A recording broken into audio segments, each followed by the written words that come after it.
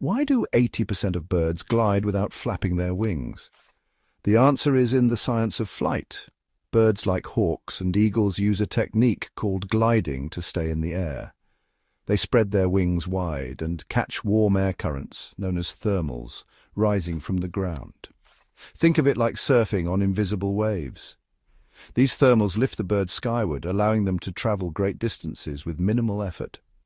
Birds also adjust their wing positions and use their tails for steering, allowing them to make sharp turns and banks. This efficient mode of travel helps them cover large areas while searching for food or migrating. Some birds even glide in formation to conserve energy. Until next time, keep your eyes on the skies.